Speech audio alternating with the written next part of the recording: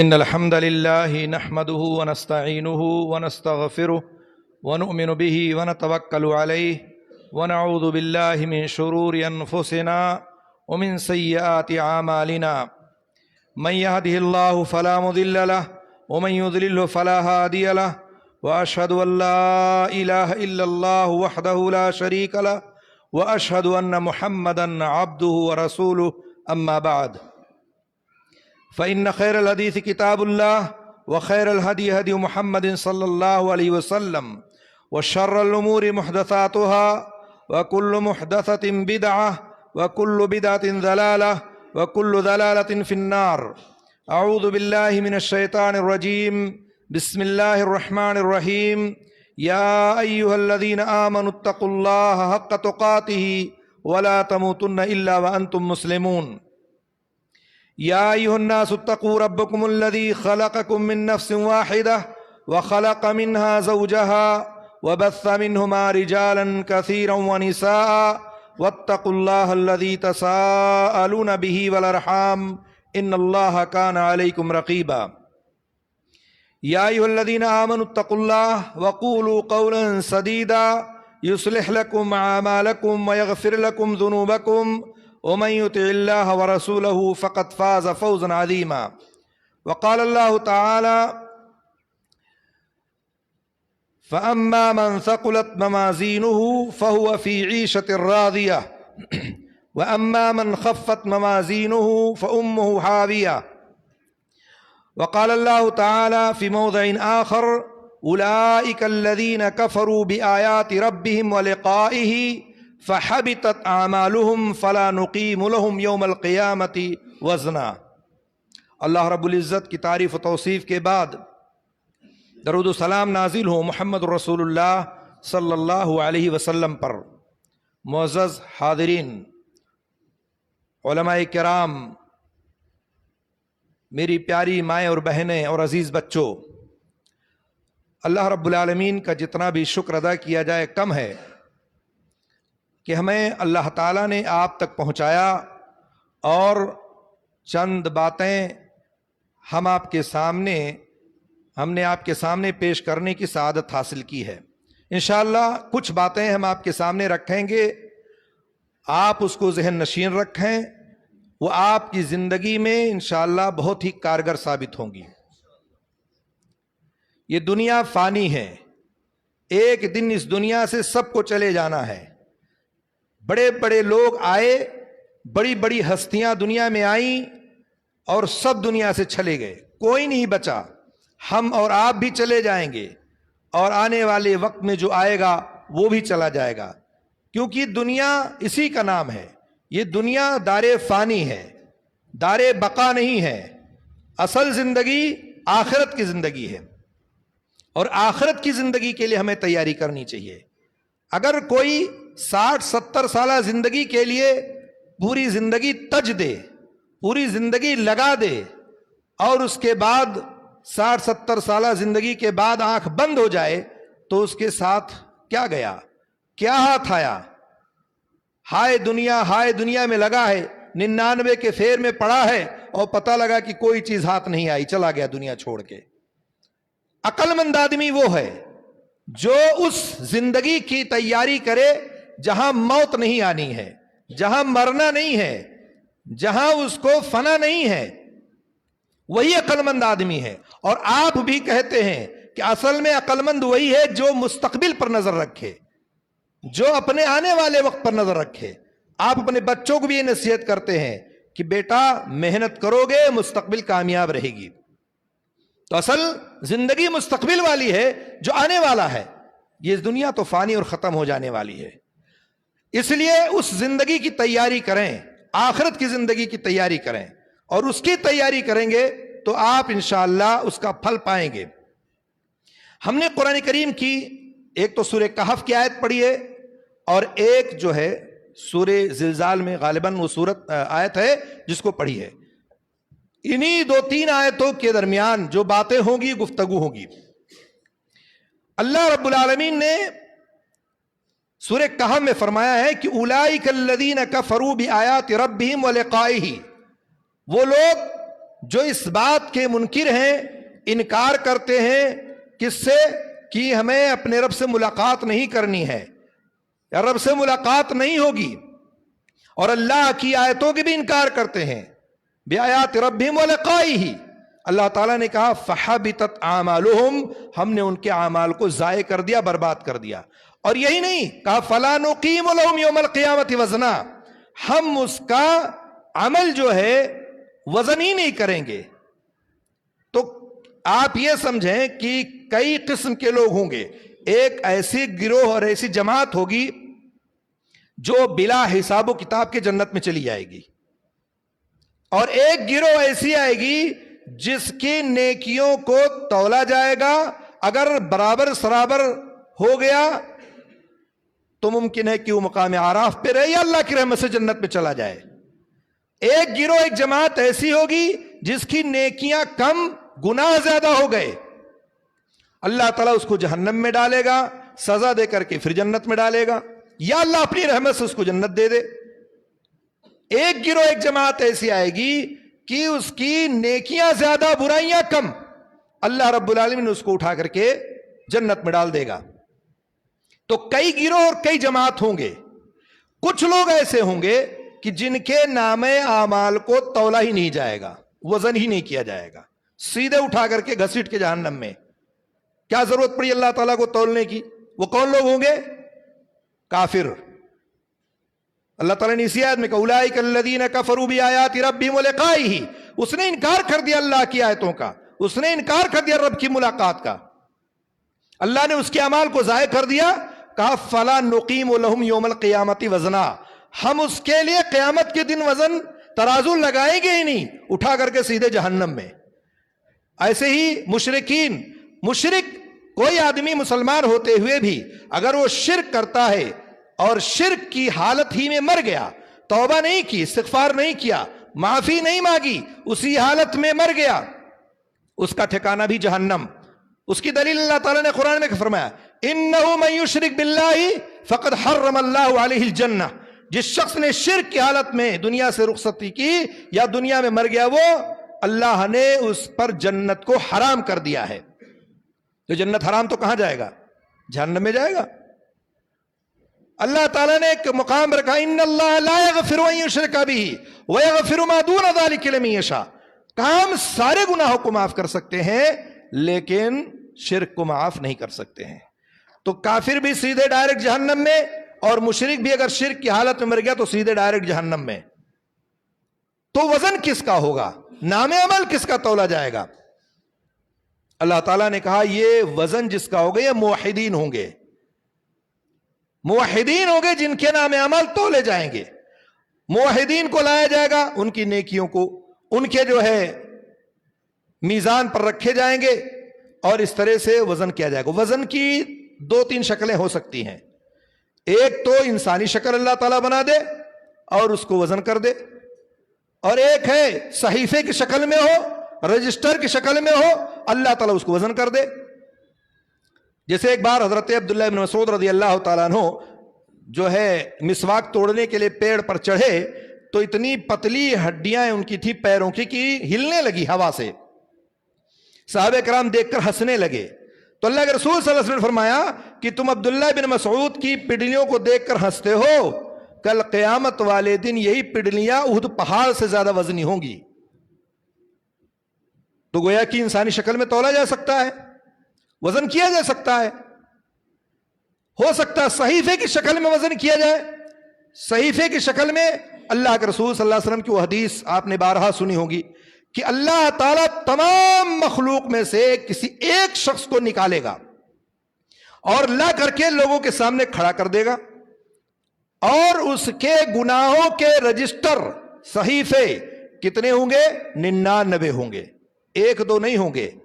اور وہ صحیفہ اور رجسٹر ایسا نہیں ہے کہ ہمارے اور آپ کی جیسے کتاب و کاپی کی طرح ہوں گے، اس کے صحیفے اور رجسٹر گناہوں کے الی مد البصر، جہاں تک اس کی نگاہ جا رہی ہوتی ہے اتنی بڑی ہوگی، اتنی بڑی لمبی ہوگی وہ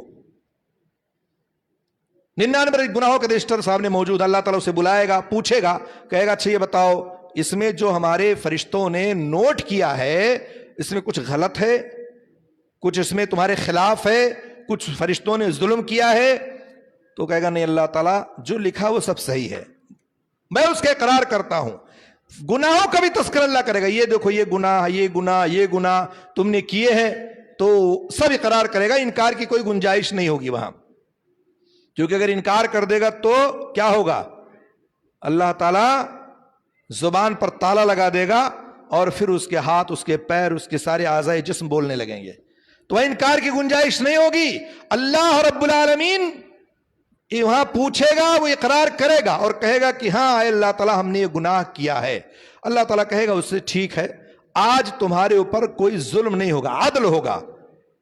99 گناہوں کا رجسٹر اس بندے پر، اس کے پاس، اللہ تعالیٰ کہا ٹھیک ہے چلو میزان لگا ہوا ہے، اور ایک پرزہ، ایک پرچی جس کو آپ کہتے ہیں، اس کو نکال کر کے اس آدمی کو دے دے گا اور کہے گا یہ لے جاؤ اور وزن کرو، اس کو میزان ترازو پر رکھو۔ وہ کیا لکھا ہوگا اس میں؟ اشہد ان لا الہ الا اللہ وحدہ لا شریک لہ واشہد ان محمدا عبدہ ورسولہ۔ اس پرزی پر، اس پرچی پر، اس بطاقہ پر یہی کلمہ لکھا ہوگا۔ وہ جب اللہ تعالیٰ اس کو تھمائے گا تو وہ کہے گا اللہ تعالیٰ یہ کیسے ہو سکتا ہے؟ کہاں 99 گناہوں کا رجسٹر اور کہاں یہ ایک پرچہ؟ اس میں کیا تال میل ہے؟ وہ ماننے کو تیار نہیں ہوگا۔ اللہ کہے گا نہیں جاؤ تو صحیح، آج تمہارے اوپر ظلم نہیں ہوگا، عدل ہوگا۔ وہ لے کے جائے گا، وہاں ایک پلڑے پر ترازو کے وہ پرچی رکھے گا اور دوسرے پلڑے پر وہ 99 گناہوں کے رجسٹر ہوں گے۔ وہ پرچی وزنی ہو جائے گا اور 99 گناہوں کے رجسٹر ہلکے پڑ جائیں گے۔ کلمے میں اتنی طاقت ہے، اسی لیے میں ہمیشہ کہتا ہوں اس کلمے کے ساتھ کبھی سمجھوتا نہیں کرنا، اس کے ساتھ سمجھوتا نہیں ہونا چاہیے۔ بھوکے مر جاؤ، پیاسے مر جاؤ، لیکن اس کے ساتھ کبھی سمجھوتا نہیں کرنا۔ بہت سارے مرد، بہت ساری خواتین کا حال یہ ہے، ذرہ برابر بھی تکلیف ہوئی کہ زمین کھسکنے لگتی ہے اور اس کے بعد فوراً پیر صاحب کے ہاں، فقیر کے ہاں، بابا کے ہاں، مزار کے ہاں، تعویذ، گنڈا، دھاگا، چھلا، سب کچھ کسی بھی طرح سے ہماری بیماری دور ہو جائے۔ تو اس لیے اس کلمے کے ساتھ سمجھوتا نہیں کرنا چاہیے۔ ہمارے اور آپ کے پاس خصوصاً یہ ایک ایسا کلمہ ہے جو اللہ نے ہمیں دیا اور عطا کیا ہے۔ اس کلمے کے ساتھ اگر آپ نے سمجھوتا کر لیا تو سمجھیے کہ آپ کی زندگی اکارت برباد ہے، اور یہی ہمارے پاس اور کچھ نہیں ہے۔ عمل میں ہم بہت کمزور ہیں، لیکن توحید ہمارا مضبوط، ہم اس کے ساتھ سمجھوتا نہیں کرتے ہیں۔ ہماری نماز میں کوتاہی ہو سکتی ہے، روزے میں ہو سکتی ہے، ہمارے عمل کمزور ہو سکتے ہیں، بہت سارے ہم سے غلطیاں، کوتاہیاں ہو سکتی ہیں، لیکن ہم کبھی اس کے ساتھ سمجھوتا نہیں کرتے۔ یہ ہمارا اور آپ کا یہ بہت بڑا، سمجھیے کہ بہت بڑی چیز ہے جس کو ہم پکڑ کے رکھے ہیں۔ حضرت معاذ بن جبل رضی اللہ تعالیٰ عنہ کو اللہ کے رسول صلی اللہ علیہ وسلم نے وصیت کی اور کہا یا معاذ لا تشرک باللہ شیئا ان قتلت او حرقت، کہا ہے معاذ اللہ کے ساتھ کسی کو شریک نہیں ٹھہرانا، اگرچہ تجھے قتل کر دیا جائے یا تجھے جلا دیا جائے۔ اگر انسان مومن ہے، مسلمان ہے، کلمہ گو ہے، اس کے باوجود اگر وہ شرک کرے تو کہاں سے وہ مسلمان ہو سکتا ہے؟ کیسے وہ کلمہ گو ہے؟ اس لیے اس کے ساتھ کبھی ہماری اور آپ کی سمجھوتا نہیں ہونی چاہیے۔ تو گویا کی میزان پر صحیفے کی شکل میں بھی ہمارے اعمال وزن کیے جا سکتے ہیں، اور وزن ہوگا، جس کی دلیل یہ ہے جب رجسٹر اتنے بڑے ہوں گے تو گویا کی میزان بھی بڑا ہوگا۔ جب تا حد نگاہ رجسٹر ہیں تو میزان کوئی چھوٹا موٹا نہیں ہوگا کہ 99 گناہوں کا رجسٹر رکھ دیا جائے، ویسے اللہ تعالیٰ نے میزان بھی بنایا ہوگا اور اسی پر اٹھا کے رکھا جائے گا۔ تو یہ دونوں شکلیں ہو سکتی ہیں۔ اور ویسے بھی آپ انسان اگر سوچے کہ ہمارا کیسے اللہ تعالیٰ نے فرشتوں کو بیٹھا کے رکھا نا، جو ہمارے دائیں اور بائیں فرشتے موجود ہیں، اور کہا نا کہ ما یلفظ من قول الا لدیہ رقیب عتید، ہماری زبان سے کوئی بات نکلتی نہیں ہے کہ اس کو نوٹ کر لیتے ہیں، فوراً لکھ لیتے ہیں۔ اور دوسری جگہ اللہ تعالیٰ نے فرمایا کہ کرامن کاتبین یعلمون ما تفعلون، کرامن کاتبین موجود ہے، جو کچھ ہم کرتے ہیں وہ ساری چیزیں جانتے ہیں اور لکھتے رہتے ہیں۔ تو آپ کے ذہن میں ایک سوال آ سکتا ہے کیسے لکھتے ہیں, کیسے نوٹ کرتے ہیں, کیسے ہو سکتا ہے؟ بھائی یہ تو اللہ تعالیٰ نے دنیا میں دکھا دیا ہے کہ اگر آپ بجلی کو ناپ سکتے ہیں, اگر آپ پانی کو ناپ سکتے ہیں, اگر آپ ہوا کو ناپ سکتے ہیں, اگر آپ اپنے موبائل میں ہزاروں لاکھوں فوٹو اور ویڈیوز رکھ سکتے ہیں جو چھوٹی سی چپ ہے, تو کیا اللہ رب العالمین کو اختیار نہیں ہے کہ وہ آپ کے تمام اعمال نامہ کو نوٹ کر دے؟ 70-80 سالہ زندگی کے تمام رجسٹر اس کے پاس موجود ہو. تو کبھی یہ ذہن میں نہیں آپ بات آنی چاہیے کہ یہ ممکن چیز نہیں ہے. یہ ممکن ہے, عین ممکن ہے کہ ضرور اللہ تعالیٰ رکھے گا. اور ایک دن جب ہاتھ میں اللہ تعالیٰ رجسٹر تھمائے گا تب پکار اٹھو گے, کہہ اٹھو گے کہ ما لہذا الکتاب لا یغادر صغیرۃ ولا کبیرۃ الا حصاہا. یہ کیسی کتاب ہے جس نے نہ چھوٹی نہ بڑی کوئی چیز نہیں چھوڑی, ہر چیز نوٹ ہے. تو انسان دنگ رہ جائے گا دیکھ کر کے.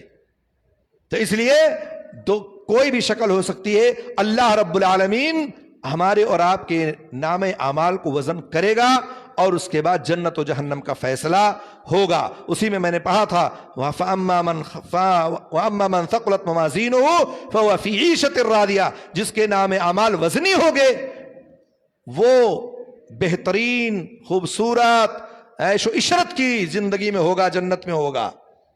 اور وَأَمَّا مَنْ خَفَّتْ مَوَازِينُهُ, جس کے وزن ہلکے ہو جائیں گے, جس کے میزان ہلکے ہو جائیں گے, فَأُمُّهُ حَاوِيَةٌ, تو وہ حاویہ میں چلا جائے گا, جہنم میں چلا جائے گا. تو ہمیں کیا کرنا ہے؟ ہمیں اپنے نام اعمال کو وزن کرنا ہے, بھاری کرنا ہے, اس کو پر کرنا ہے, بھرنا ہے. بہت سارے ایسے اعمال ہیں جن کو اللہ کے رسول صلی اللہ علیہ وسلم نے بتلایا ہے کہ آپ یہ عمل کرو, آپ کے وزن بھاری ہو جائیں گے. ہم نماز پڑھتے ہیں, ہم روزہ رکھتے ہیں, حج کرتے ہیں, عمرہ کرتے ہیں, مجلسوں میں بیٹھتے ہیں, تقریریں سنتے ہیں, بہت سارا کام انجام دیتے ہیں.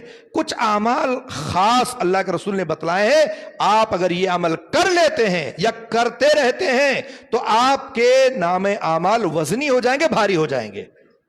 میں آپ کو کچھ اعمال بتانے کی کوشش کرتا ہوں. جیسے مثال کے طور پر آپ نماز کے بعد تسبیح پڑھتے ہیں. ایک روایت میں آتا ہے, سنن ترمذی کی روایت میں, مسند احمد میں بھی ہے, اور علامہ البانی نے اس کو صحیح کہا ہے. کہا کہ اگر کوئی شخص نماز کے بعد, اور اللہ کے رسول نے بھی فرمایا یہ دونوں کام بہت آسان ہیں لیکن عمل کرنے والے بہت کم ہیں. صحابہ نے پوچھا بھی اللہ کے رسول جب آسان ہے تو عمل کرنے والے کم کیوں ہیں؟ اللہ کے رسول نے اس کی وجہ بھی بتلائی. کہا آپ نماز پڑھتے ہیں, نماز سلام پھیرنے کے بعد آپ کتنی بار پڑھتے ہیں؟ 33 بار سبحان اللہ, 33 بار الحمدللہ, 33 بار اللہ اکبر, اور 100 مکمل کرنے کے لیے لا الہ الا اللہ وحدہ لا شریک لہ لہ الملک و لہ الحمد وہو علی کل شیء قدیر. لیکن یہ روایت جو میں بتانے جا رہا ہوں اس میں ہے 10 بار. آپ 10 بار سبحان اللہ کہتے ہیں, 10 بار الحمدللہ کہتے ہیں, اور 10 بار اللہ اکبر کہتے ہیں. بعض دفعہ ایسا ہوتا ہے کہ آپ جلد بازی میں ہوتے ہیں, دکان کھولنی ہے, مکان پہ جانا ہے, ہسپتال جانا ہے, آپ 33 بار گنیں گے تو تاخیر ہو سکتی, ذہن میں آپ کے بار بار آ رہا ہے گم گم کے, آپ 10 بار پڑھیں. اللہ کے رسول نے فرمایا کہ ایک نمازی دن میں 5 بار پڑھتا ہے, 10 بار, تو ایک نماز میں کتنا ہو گیا؟ 30. اور اگر 5 وقت آپ پڑھتے ہیں تو کتنا ہو گیا؟ 150. اللہ کے رسول صلی اللہ علیہ وسلم نے فرمایا اگر کوئی بندہ اس کو ہر نماز کے بعد پڑھتا ہے 150 مرتبہ 5 ٹائم میں, تو یہ 1500 کے برابر ہے. میزان پر جہاں آپ کے نام عمل وزن کیے جائیں گے وہاں یہ 1500 کے برابر ہوگا. 150 1500 کے برابر. دوسری بات اللہ کے رسول نے فرمایا کہ اگر آپ سونے جاتے ہیں تو 33 بار سبحان اللہ, 33 بار الحمدللہ, اور 34 بار اللہ اکبر, یہ بھی 100 ہو گئے. اللہ کے رسول نے فرمایا اگر کوئی سوتے وقت روزانہ اس کو پڑھتا ہے تو اس کے نام اعمال میں, اس کے میزان پر 1000 کے برابر شمار کیا جائے گا. یعنی ہر ایک کو آپ 10 سے ضرب دیں گے, 150 کو تو 1500 اور 100 کو تو 1000. کوئی مشکل عمل نہیں ہے, یہ بہت آسان ہے. چلتے چلتے آپ پڑھ سکتے ہیں 30 بار، چلتے چلتے آپ سوتے سوتے آپ 100 بار پڑھ سکتے ہیں۔ اللہ کے رسول صلی اللہ علیہ وسلم نے یہ عمل بتلایا تو صحابہ کرام نے کہا کہ اللہ کے رسول بہت آسانی ہے تو، اور آپ کہہ رہے ہیں اس پر عمل کرنے والے بہت کم ہیں۔ کہا ہاں اس پر بہت کم عمل کرنے والے ہیں، ابھی 100 لوگ بیٹھے ہیں، اگر میں پوچھوں تو شاید ہی کوئی اس عمل کو انجام دیتا ہو، کوئی پڑھتا ہو، جبکہ حدیث صحیح ہے۔ کہا اللہ کے رسول نے کہ ہاں کم ہے۔ صحابہ نے کہا اللہ کے رسول کیسے؟ کہا دیکھو جب انسان نماز کی حالت میں ہوتا ہے تو شیطان آتا ہے اور اس کو نماز میں طرح طرح کی باتیں یاد دلاتا ہے۔ نماز پڑھ کے فوراً یہاں جانا ہے، وہاں جانا ہے، کھیت میں جانا ہے، دکان پر جانا ہے، اسپتال میں جانا ہے، نمازی کی حالت میں وہ گھما رہا ہے اس کو، اور جیسے ہی سلام پھیرتا کھٹ سے نکلتا اور چلا جاتا ہے۔ وہ پڑھتا نہیں ہے، اذکار نہیں پڑھتا ہے الا ماشاء اللہ، اور پڑھتا بھی ہے تو جو دوسری روایتوں میں سے ثابت ہو پڑھتا ہے، لیکن اس روایت میں اللہ کے رسول نے کہا کہ وہ نہیں پڑھتا، وہ چلا جاتا ہے۔ اور ایسی رات میں جب تھکا ہارا دن بھر کا انسان دکان سے، اپنے مکان سے، اپنے کاروبار سے، تجارت سے فارغ ہو کر کے جب پہنچتا ہے تو وہاں بھی جا کر کے بعد وہ شیطان اس کو تھپکی دے کے سلا دیتا ہے اور کچھ پڑھنے وڑھنے نہیں دیتا ہے، جبکہ سونے کے بہت سارے آداب ہیں، سونے کے وقت بہت ساری دعائیں ہیں، بہت سارے اذکار ہیں، اس کو یہاں بھی نہیں پڑھتا وہ، جبکہ بہت مشکل کام نہیں ہے۔ آج کل تو موبائل، یہ جانتے فتنہ اتنا بڑا ہے، اس کو اب کتنے ہمارے نوجوان ساتھی ایسے دیکھتے دیکھتے سو جاتے ہیں، ہاتھ میں موبائل پڑا ہوا ہے، سوئے ہوئے ہیں، یوٹیوب چل رہا ہے، فیس بک واٹس ایپ چل رہے ہیں، اور اس کے بعد وہ سویا ہوا ہے، نیند گہری آئی سو گیا، موبائل راتوں رات چل رہا ہوتا ہے۔ اگر اسی حالت میں وفات ہو جائے تو اسی لیے کہا کہ انسان دھوکے میں رکھتا ہے اس کو، اور رات میں سوتے وقت اس کو پڑھنے نہیں دیتا ہے، اور پھر وہ سو جاتا ہے۔ اور یہی وہ تسبیح ہے جس کو تسبیح فاطمہ کے نام سے لوگ جانتے ہیں، جو اللہ کے رسول نے حضرت فاطمہ رضی اللہ تعالی عنہا کو سکھائی تھی۔ تھکی ہاری گھر پہ پہنچی تھی، کہا اے ابا جان میرے پاس غلام نہیں ہے، بہت مشکل ہے، بڑی پریشان رہتی ہوں، اور جو ہے ایک غلام دے دیجئے۔ تو کہا بیٹی فاطمہ میں اس سے بہتر چیز تجھے دیتا ہوں۔ اللہ کے رسول نے ان تسبیحات کو سکھایا اور کہا کہ جاؤ اور اس کو پڑھتے رہنا۔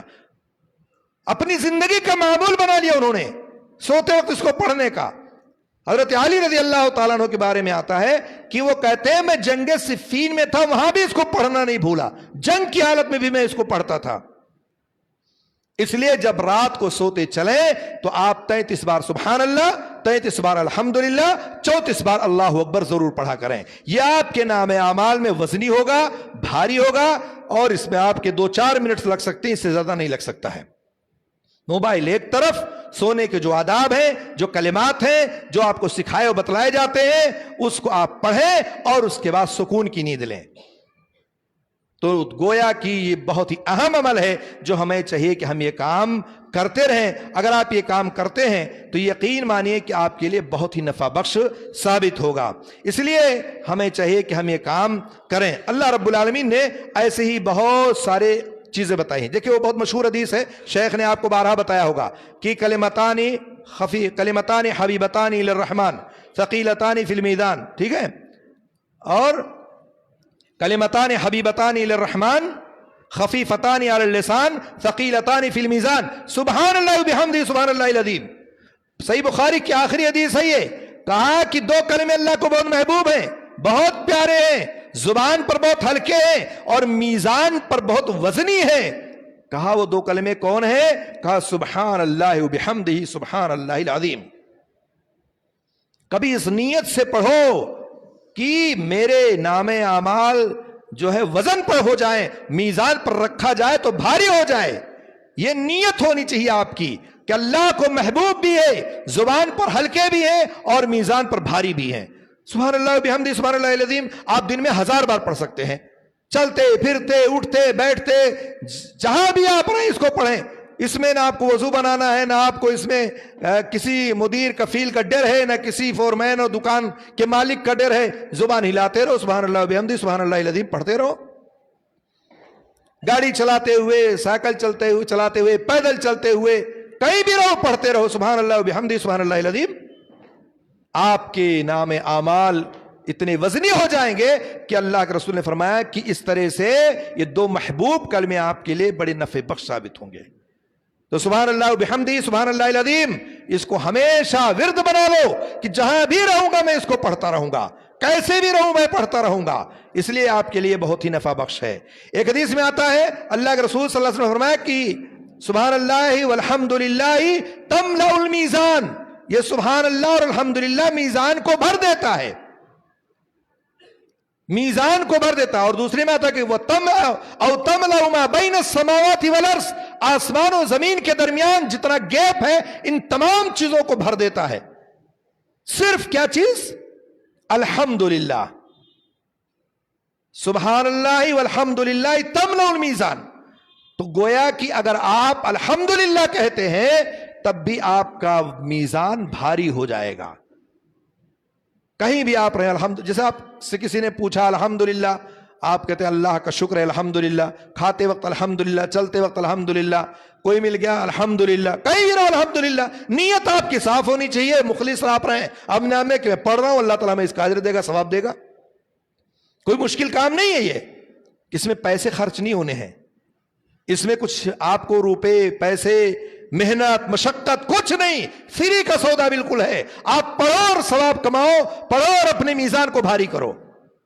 بہت سارے کام ایسے جو پیسوں سے ملتے ہیں آپ کو, بہت سارے عمل جو پیسوں سے آپ کو ملتے ہیں, لیکن یہ عمل ایسا ہے جو آپ کو بغیر پیسے کے ہیں, جب چاہو جہاں چاہو پڑھتے رہو آپ کو اس کا ثواب ملتا رہے گا.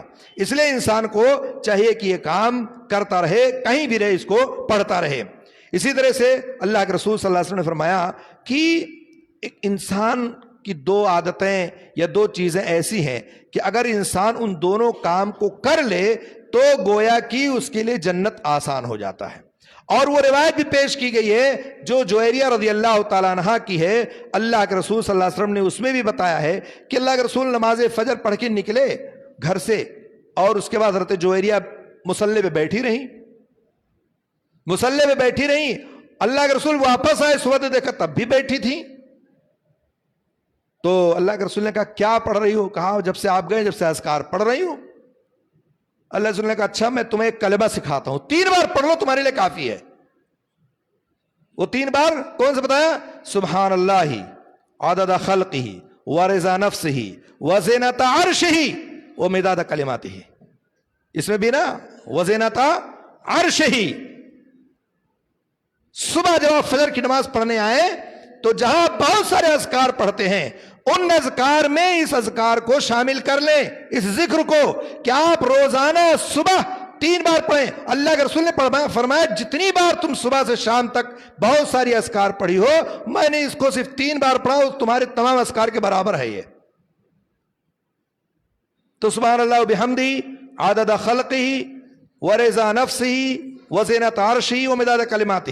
یہ تھوڑا سا آگے پیچھے ہو جاتا ہے بہت سارے لوگوں سے, اس میں یاد رکھنے کے لیے آپ کو تھوڑا دماغ لگانا پڑے گا. سبحان اللہ تو یاد ہے سب کو, سبحان اللہ بحمدہ اس کے ساتھ لگا دینا ہے.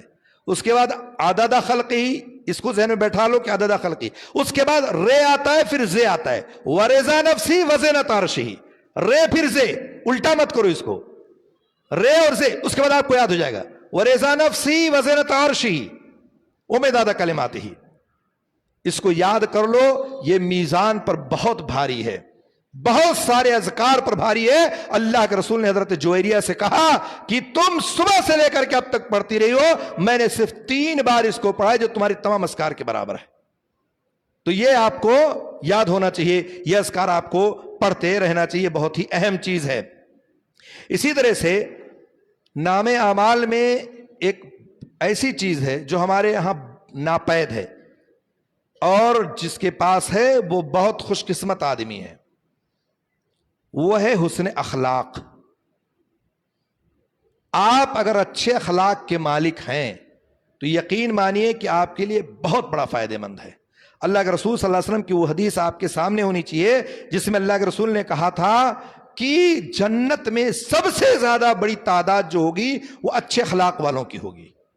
اگر آپ کے اخلاق اچھے ہیں, اب آپ کو اپنے گریبان میں جھانکنا ہے کہ ہمارا اخلاق کیسا ہے, ہم کیسے ہیں. اچھا اخلاق میں ایک چیز اور ہے, ہم دوسروں کے ساتھ ہمارا معاملہ بہت بہتر ہے، ہمارے گھر والوں کے ساتھ معاملہ خراب ہے، بیوی سے معاملہ خراب ہے، بیوی کے ساتھ ہمارا معاملہ خراب، بچوں کے ساتھ ہمارا معاملہ خراب، باہر دکان پر، مکان پر اور ادھر ادھر ہوٹلوں پر دوست احباب کے ساتھ بڑے اچھے بڑے ویوہار کے ساتھ ہم ملتے جلتے ہیں، گھر والوں کے ساتھ معاملہ خراب۔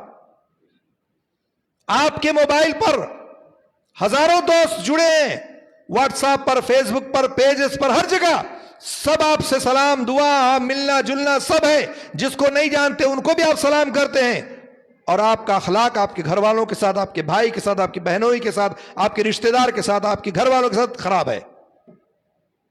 تو اس لیے اللہ کے رسول صلی اللہ علیہ وسلم نے فرمایا کہ علیک بحسن الخلق وطول السمت، کہا کہ تمہیں چاہیے کہ تمہارا اخلاق بہت بہتر ہونا چاہیے، اور یہ اخلاق اگر کسی کا خراب ہو جائے تو یہ سمجھ لے کہ اس کے لیے بہت بڑا نقصان ہے۔ ہمارے اخلاق اگر دیکھنے ہوں تو ہمارے گلیوں میں، محلوں میں لوگوں سے مل جل کر دیکھ لو، اور زیادہ اگر آپ کو اخلاق دیکھنا ہے تو اگر کسی بیچارے سے کسی موٹر سائیکل کا ایکسیڈنٹ ہو جائے، دیکھ لو اس وقت لوگ کیسے اس کی پٹائی کرتے ہیں، اخلاق طاق پر رکھ دیتے ہیں۔ اس وقت وہ یہ نہیں سمجھتے کہ غلطی ہو سکتا ہے سامنے والی کی ہو سکتا ہے کچھ اور ہو معاملہ، بس ہر کوئی ہاتھ صاف کرنا شروع کر دیتا ہے، اچھے بڑے بوڑھے سب اسی کی غلطی رکھتے ہیں۔ یہ اخلاق کا طریقہ تو نہیں ہے۔ اخلاق یہ ہے کہ آپ قاعدے سے بیٹھا کر کے، سمجھا کر کے معاملے کو حل کریں اور رفع دفع کریں۔ تو اخلاق بہت بہتر ہونا چاہیے، اس لیے کہ اللہ کے رسول صلی اللہ علیہ وسلم فرمایا کہ اللہ رب العالمین کو بہت زیادہ پسند ہے، اور جنت میں جانے والوں کی سب سے بڑی تعداد جو ہوگی وہ اچھے اخلاق والوں کی ہوگی۔ اس لیے ہمارے اخلاق برے نہیں ہونے چاہیے۔ اور الحمدللہ میں یہاں کا سفر کیا ہوں، اللہ کا شکر ہے کہ آپ لوگ بہت اخلاق سے ملے جلے، جتنے لوگوں سے میری ملاقات ہوئی اللہ کا شکر ہے کہ سب مجھے لگا کہ ہمارے یہاں سے زیادہ بہتری ہے، اور اللہ تعالیٰ اس کو مزید بہتر بنائے۔ اللہ کے رسول صلی اللہ علیہ وسلم نے فرمایا کہ 5 چیزیں ہیں جو میزان پر بھاری ہوں گی۔ سبحان اللہ، اس میں اللہ کے رسول نے فرمایا لا الہ الا اللہ، اور اللہ اکبر، سبحان اللہ، الحمدللہ، اللہ اکبر۔ 4 یہ ہوئے۔ 5واں کہا کہ اگر کسی کی اولاد کی وفات ہو جائے اور اس پر وہ صبر کرے، صبر کا معنی یہ ہوتا ہے کہ الصبر عند الصدمۃ الاولی، جیسے ہی آپ کو تکلیف پہنچے آپ صبر کریں۔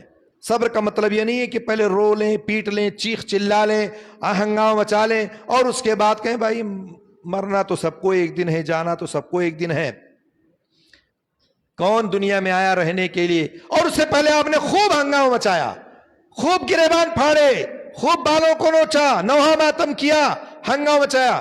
اللہ رب العالمین نے فرمایا اذا اصابتهم مصیبہ قالوا انا للہ وانا الیہ راجعون، کوئی بھی مشکل و پریشانی آپ کو پہنچتی ہے انا للہ وانا الیہ راجعون پڑھو، اللہ کی دی ہوئی چیز سے اللہ تعالیٰ نے لے لیا۔ اگر کسی کی اولاد وفات کر جاتی ہے، بچپن میں، جوانی میں، بڑھاپے میں، کہیں بھی، تو جو بھی ہیں اس کو چاہیے کہ صبر کرے، اور صبر کے بدلے میں اللہ رب العالمین اس کے نام اعمال کو وزن کر دے گا اور بھاری کر دے گا۔ تو اللہ اکبر، سبحان اللہ، الحمدللہ، لا الہ الا اللہ، اور وفات پر، بچوں کی وفات پر صبر کرنا، یہ آپ کے نام اعمال کو وزنی اور بھاری کر دے گا۔ تو اس طرح سے سارے کلمات ہمیں پڑھتے رہنا چاہیے اور صبر سے کام لینا چاہیے۔ اسی طرح سے اللہ کے رسول صلی اللہ علیہ وسلم نے فرمایا ہے کہ اگر آپ کے ہاں کسی کی وفات ہو جائے، جیسے آج شیخ نے اعلان کیا کسی کو وفات ہو گئی، آپ اگر اس کے جنازے میں شامل ہوتے ہیں، ٹھیک ہے، تو کتنا ثواب ملے گا؟ اگر کسی کی جنازہ پڑھنے جاؤ تو کیا ثواب ملے گا؟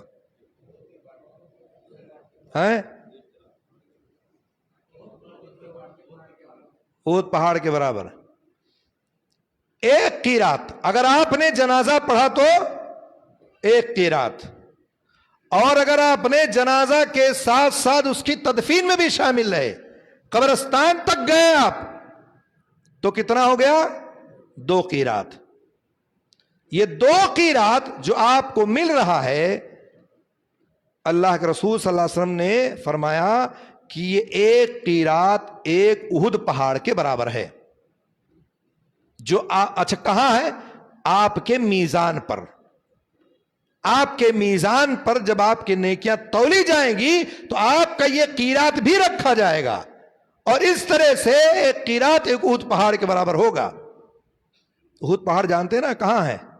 مکہ میں، مدینہ میں ہے، تقریباً 14-15 میٹر لمبا، تقریباً 1000 سے زیادہ فٹ اونچائی اس کی ہے، چوڑائی تقریباً 6-7 کلومیٹر۔ اٹھا کے اللہ تعالیٰ رکھ دے گا کہ ہمارا بندہ جو ہے جنازے میں شرکت کی تھی۔ لیکن اگر جنازے کی نماز آپ بدلے کی صورت میں پڑھنے گئے ہیں، جیسا کہ معاشرے میں یہ موجود ہے، میرے یہاں وہ آیا تھا اس لیے میں جا رہا ہوں، میرے والد کی وفات پر نہیں آیا تھا اس لیے میں بھی نہیں جاؤں گا، اگر ذرہ برابر بھی بدلے کا بھاونا ہے تو آپ کو ایک قیرات کا ایک رتی برابر بھی ثواب نہیں ملے گا۔ بہت سارے لوگ نماز جنازہ اس لیے پڑھنے جاتے ہیں کہ یار نہیں جاؤں گا تو چودھری صاحب کیا کہیں گے، نہیں جاؤں گا تو یار حاجی صاحب تلاشیں گے، یار نہیں ہے۔ اور کچھ لوگ تو جاتے ہیں تو ضرور سلام کر کے آتے ہیں کہ تاکہ جان لے کہ میں آیا ہوں، میں حاضر ہوا ہوں۔ اس کا مقصد یہی ہوتا ہے کہ وہاں حاضری دینا مقصد ہوتا ہے تاکہ وہ کل کے دن ملے تو یہ نہ کہے کہ یار میرے ابا کی وفات پر آپ نہیں آئے تھے، نہیں دکھے۔ اگر مقصد یہ ہے تو ایک قیرات تو بہت دور کی بات ہے، ایک رتی برابر بھی آپ کو ثواب نہیں ملے گا، ایک ثواب بھی نہیں ملے گا آپ کو۔ ہمیشہ آپ کی نیت خالص ہونی چاہیے، کوئی آئے نہ آئے، کوئی جائے نہ جائے، اس سے مطلب نہیں ہے۔ آپ اس لیے پڑھنے جا رہے ہیں کہ اللہ کے رسول کی حدیث ہے اگر کوئی جنازہ پڑھنے آئے تو ایک قیرات کا ثواب، میں تو اس قیرات کو لینے جا رہا ہوں۔ عربوں میں نے دیکھا ہے باقاعدہ اسی لیے ڈراور رکھے ہوئے ہیں، جو بزرگ ہو گئے نا ڈراور رکھے ہوئے ہیں کہ جنازہ ہوگا کون سی مسجد میں آج ہے، موبائل پہ میسج آ گیا کہ آج وہاں نماز پڑھنی ہے، گئے نماز پڑھ کے چلے آئے۔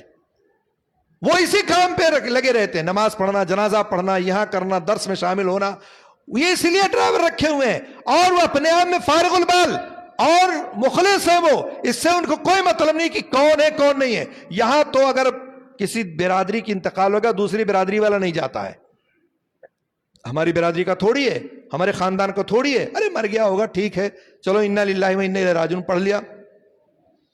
آپ کو اگر یہ دیکھنا ہے تو آپ پھر ثواب نہیں حاصل کر سکتے ہیں۔ آپ کو اگر ثواب چاہیے، قیرات چاہیے، تو ان تمام چیزوں کو بالائے طاق رکھ دیں اور آپ مخلص ہو کر کے جنازہ پڑھنے جائیں اور جنازہ پڑھیں اور ایک قیرات ثواب حاصل کریں۔ اگر آپ تدفین میں نہیں شامل ہو سکتے ہیں تو کم سے کم جنازہ تو پڑھ لیں جا کر کے۔ بہت ساری جگہیں ایسی ہیں جہاں آپ نہیں حاضر ہو سکتے ہیں، ممکن ہے کہ آپ دیر ہو جائے جنازہ پڑھنے جائے، آپ کا نقصان کچھ زیادہ ہو جائے، لیکن ایک قیرات بآسانی 5 منٹ میں جنازہ آپ پڑھ سکتے ہیں۔ تو اس لیے نیت خالص ہونی چاہیے، یہ بہت اہم چیز ہے۔ اگر آپ اس میں نیت خالص رکھیں گے تو آپ کے لیے انشاءاللہ خیر ہوگا، اور اسی طرح سے آپ کے لیے یہ بہت ہی اہم ہوگا۔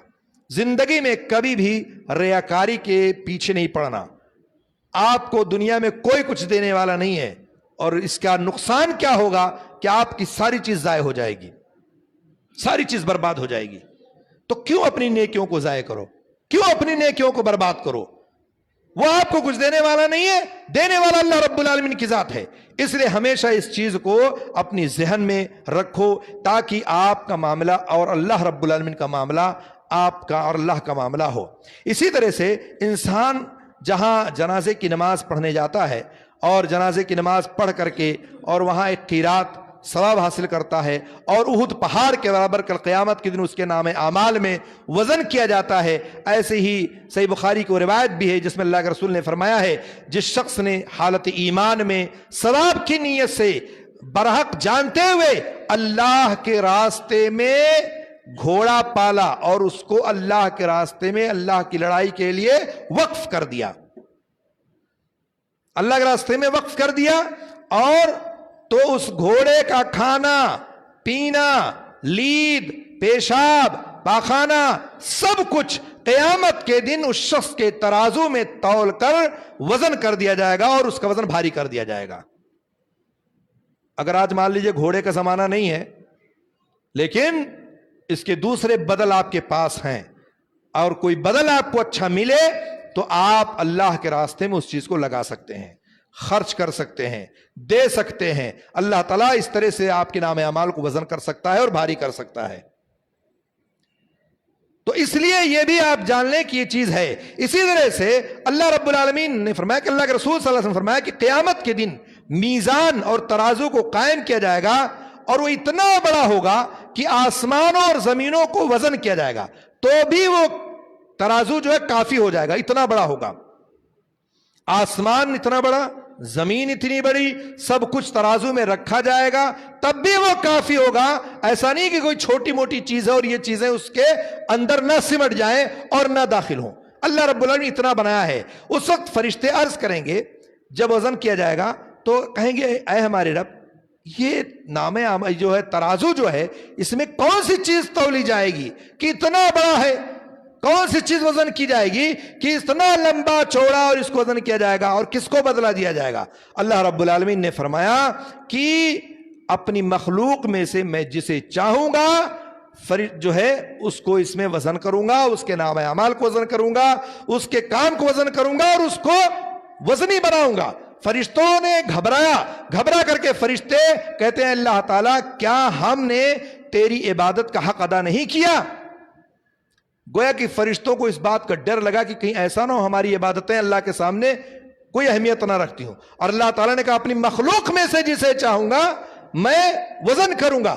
اتنا بڑا ترازو ہوگا جس میں اللہ رب العالمین وزن کرے گا اور ترازو کو رکھے گا. اور اسی طرح سے ہمیں چاہیے کہ ہم دعا بھی کرتے رہیں. بہت ساری دعائیں ہیں جو اللہ کے رسول صلی اللہ علیہ وسلم باقاعدہ دعا کرتے تھے، اسی لیے کہ اللہ ہمارے نام اعمال کو بھاری کر دے، ہمارے ترازو کو بھاری کر دے. دعا ایک ایسی چیز ہے جو ایک مومن کو ہمیشہ اپناتے رہنا چاہیے. یہ سلاح المومن ہے، مومن کا ہتھیار ہے، اور اگر مومن اس سے غافل ہو گیا تو یہ سمجھیے کہ بہت بڑی چیز اس سے دور ہو گئی اور بہت بڑی چوک ہو رہی اس سے. اس لیے کبھی بھی دعا نہیں بھولنا چاہیے. ہمارے بہت سارے ساتھی کہتے ہیں کہ دعا کرتا ہوں لیکن قبول نہیں ہوتی ہے، دعا کرتا ہوں لیکن کوئی فائدہ نہیں ہے، ہماری ویسی کی ویسی پریشانیاں، ویسی کی ویسی غربت، ویسی کی ویسی مسائل ہمارے سامنے موجود ہیں. نہیں میرے بھائی، میرے دوست، یہ دعا ایک ایسی چیز ہے جو آپ سمجھ لیں کہ آپ کے حق میں کبھی ضائع نہیں ہوتی ہے، کبھی برباد نہیں ہوتی ہے. اس کی 3 حالتیں ہوتی ہیں دعا کی، آپ نے سنا ہوگا اس کو بارہا. پہلی حالت تو یہ کہ آپ کی دعا کو اللہ تعالیٰ فوری طور پر قبول کر لے. مثال کے طور پر ایک آدمی ہے، بیمار تھا، اللہ سے دعا کی، اس کو صحت مل گئی. ایک آدمی نے شادی کی اور 2 سال 3 سال ہو گئے، بچے نہیں ہو رہے تھے، اللہ سے بارہا دعا کرتا رہا، اللہ نے اس کو بچہ دے دیا، اولاد عطا کر دی. لگا کہ ہم نے دعا کی، اللہ نے مجھے ہماری دعا کو قبول فرما لی ہے. آپ نے حج عمرے کی دعا کرنی شروع کر دی، اللہ نے آپ کے حج عمرے کے راستے کھول دیے اور آپ کی دعا قبول ہو گئی. تو ایسا بھی ہوتا ہے کہ دعا فوری طور پر قبول ہو جاتی ہے. اور دوسرا راستہ یہ ہے کہ دعا آپ کی قبول بھی نہیں ہوئی، پریشانی جیسی کی تیسی برقرار رہی، آپ کو لگا کہ معاملہ حل نہیں ہو رہا ہے، لیکن اللہ کے رسول صلی اللہ علیہ وسلم فرماتے ہیں کہ آپ کی اس دعا کی وجہ سے اللہ تعالیٰ آپ کے اوپر سے کوئی بہت بڑی مصیبت ٹال دیتا ہے جس کو آپ کو علم نہیں ہے. بہت بڑی مصیبت ٹال دیتا ہے جو اللہ ہی بہتر جانتا ہے، اور اللہ تعالیٰ ساری چیزوں کا علم رکھنے والا ہے. دعا ہم کرتے ہیں یا تو فوراً قبول یا تو مصیبت ٹل گئی ہمارے اوپر سے. ہمیں چھوٹی مصیبت لگی تھی لیکن اس سے بڑی مصیبت آ رہی تھی، اللہ نے اس کو ٹال دیا، ختم کر دیا. اور یا تیسری حالت ہوتی ہے، نہ تو قبول ہوئی نہ تو مصیبت ٹلی، اللہ تعالیٰ اس دعا کو ذخیرے آخرت بنا دیتا ہے. تو اس سے تو پتا چلا کہ فائدہ وہی ہے جہاں کوئی کام آنے والا نہیں ہے، جہاں باپ بیٹے سے بھاگے گا، میاں بیوی سے، شوہر بیوی سے، ایک دوسرے سے بھاگیں گے نا. اور وہاں اگر آپ کی دعا نکل کے آ جائے، جیسے پرچی آئی تھی نا کلمے والی، ایسے وہ پرچی اللہ تعالیٰ دے دے کہ بھائی ٹھیک ہے، تم نے دنیا میں دعا کی تھی، ہم نے تمہاری وہاں قبول نہیں کیا تھا، آج میں اس دعا کو یہ دیتا ہوں کہ جاؤ اور تمہیں اس کا فائدہ ملے گا. کتنا خوش ہوگا آدمی جہاں کوئی قریب آنے والا نہیں ہوگا. کتنا بھی آپ دنیا میں کسی سے محبت کر لے، وہاں کل قیامت والے دن وہ بھاگے گا، کہیں نیکی نہ مانگ بیٹھے، کہیں ہم سے کچھ مطالبہ نہ کر بیٹھے. اللہ تعالیٰ اسی حالت میں اگر وہ دعا کی پرچی دے دے کسی کو تو کتنا بڑا نفع بخش ثابت ہوگا اس کے لیے. تو اس لیے دعا کرنا کبھی نہ بھولیں, دعا ہمیشہ کریں, اور جب دعا ہمیشہ کریں گے تو انشاءاللہ آپ کے لیے نفع بخش ثابت ہوگا. اس لیے ضروری ہے کہ جب بھی آپ ہاتھ اٹھائیں تو اس کے لیے بھی دعا کریں کہ اللہ ہمارے نام اعمال کو بڑا کر دے, ہمارے میزان کو بھاری کر دے, ہمیں ان تمام کاموں کو اللہ تعالیٰ کرنے کی توفیق دے جس سے ہمارے نام اعمال وزنی ہو جائیں, اور ہمارے میزان و ترازو پر جب اعمال رکھے جائیں تو وہ بھاری ہو جائے, جنت ہمیں مل جائے, جہنم سے ہم نجات پا جائیں. اس طرح سے آپ جب بھی ہاتھ اٹھائیں تو دعائیں کرتے رہیں. یہ ہمارے لیے بہت اہم ہے اور بہت چیز ہے. بہت زیادہ لمبی گفتگو نہ کر کے میں اپنی بات کو ہی ختم کرتا ہوں. یہ چند چیزیں ہیں, آپ کو اپنی زندگی میں اس کو لازم پکڑ لینا چاہیے. سبحان اللہ وبحمدہ سبحان اللہ العظیم, اس کو ہمیشہ پڑھتے رہیں. اللہ اکبر, سبحان اللہ, الحمدللہ, لا الہ الا اللہ, یہ چاروں کلمات پڑھتے رہیں. کسی کی وفات ہو جائے گھر میں تو صبر کریں, اور جنازہ کسی کا ہو جائے تو اخلاص کے ساتھ جنازہ پڑھنے جائیں تاکہ آپ کو ایک قیراط ثواب مل سکے. اور کبھی بھی توحید کے ساتھ سمجھوتا نہیں کرنا. اپنی اللہ نے جو آپ کو چیز عطا کی ہے اس میں کبھی بھی شرک داخل نہیں کرنا. گناہ ہو سکتے ہیں, انسان غلطیاں کر سکتا ہے. میں یہ نہیں کہتا ہوں کہ انسان غلطی نہیں کرا. اللہ تعالیٰ, اللہ کے رسول نے فرمایا ہے ہر بنی آدم خطا کار ہے, کل بنی آدم خطا وخیر الخطائین التوابون. لیکن بہترین انسان وہ جو غلطی کرنے کے بعد توبہ کر لے, استغفار کر لے. تو اگر آپ غلطی کرتے ہیں تو اللہ سے معافی بھی مانگ لیا کریں. لیکن غلطی کر کے بھی اگر انسان معافی نہ مانگ سکا لیکن موحد رہا, مشرک نہیں رہا, شرک کی حالت میں موت نہیں آئی, اللہ رب العالمین ہو سکتا ہے کہ بڑے گناہوں کو معاف کر دے اور اس موحد آدمی کو جنت میں داخل کر دے. اس لیے اپنی زندگی کا یہ لازمہ اور حصہ بنا لیں. انہی چند باتوں پر میں اپنی باتیں ختم کرتا ہوں. اللہ رب العالمین سے دعا اللہ تعالی ہم سب کو ایک بنائے, نیک بنائے, صالح بنائے, جب تک دنیا میں زندہ رکھے, ایمان پر زندہ رکھے, اسلام پر زندہ رکھے, اور ہمیں ان تمام نام اعمال کو کرنے کی توفیق دے جو ہمارے میزان و ترازو پر وہ اعمال بھاری ہو جائیں. اللہ تعالی ہم سب کو قرآن و سنت پر عمل کرنے کی توفیق دے. آمین رب العالمین. السلام.